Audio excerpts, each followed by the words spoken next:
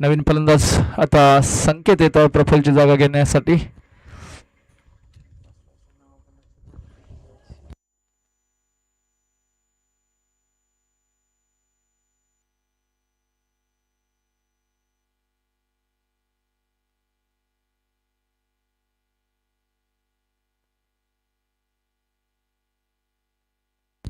आणि हा जबरदस्त असा हा गगनचुंबी षटकार म्हणावा लागेल. आणि या षटकारामुळे आता मात्र पुन्हा एकदा धावसंख्येला आकार आलेला आहे आणि धावसंख्या पुढे सरकली 34 वरती 2 गड्यांच्या मोबदल्यामध्ये. आता आपण बघत आहे तिसरं षटक प्रगतीपथावर आहे साईराजचं. आणि पहिल्या 3 चेंडूवरती आपण बघितलं, पहिला चेंडू वाईड, दुसऱ्या चेंडूमध्ये विकेट आली आणि तिसऱ्या चेंडूवरती प्रहार केला 6 धावांसाठी. आणि या 6 धावांबरोबर धावसंख्या पुढे सरकले ती 34. आणि नक्कीच एक समाधानकारक धावसंख्या म्हणावी लागेल, कारण जर तुम्हाला जिंकायचं असेल तर धावसंख्या चांगली उभी करावीच लागेल तुम्हाला. पुन्हा एकदा हा जबरदस्त आलेला हा AK-47 षटकार, पाठोपाठ आलेला हा षटकार. आणि या षटकारामुळे आंबेगर संघाचे मनोधैर्य उंचावलेलं असेल आणि आंबेगरच्या गोटामध्ये जबरदस्त आनंदाचं वातावरण असेल.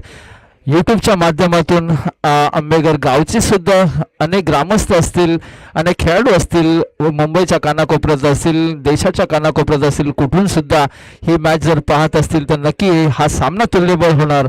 आणि नक्कीच तुम्हाला तुमच्या गावाचं जर नाव वाढवायचं असेल तर तुमचा खेळ या मैदानावरती चांगला दाखवावाच लागेल. भैरवनाथ चषक 2026 पर्व 4 आपण भौगोलिक कुडाळ आयोजन या स्पर्धेचं आपण जावली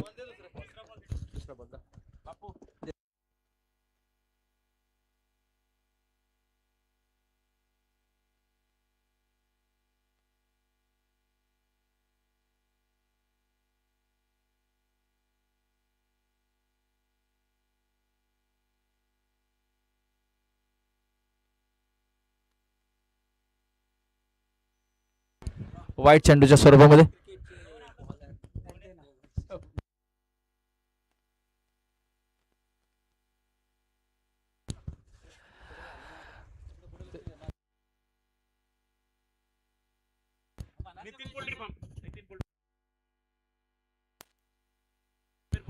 आणि पुन्हा एकदा हा जबरदस्त असा हा आलेला आहे खणखणीत असा गगनचुंबी षटकार. आणि या षटकारामुळे आता मात्र आंबेगर संघाचं वर्चस्व एका बाजूने बघायला मिळत आहे.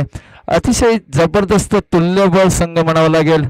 आणि या स्पर्धेमध्ये आपण बघूया 47 धावा झालेल्या आहेत. आणि या विजयासाठी जर नक्कीच यांचा चांगला हा प्रयत्न असेल. लगातार 3 षटकार टाकून दिलेले ते संकेतच्या बॅटमधून आलेले आहेत. हे 3 षटकार हॅट्रिक संपादन केली षटकारांची. आम्हाला लाभलेले आमचे युवा उद्योजक समीर पोल्ट्री फार्म, आपल्या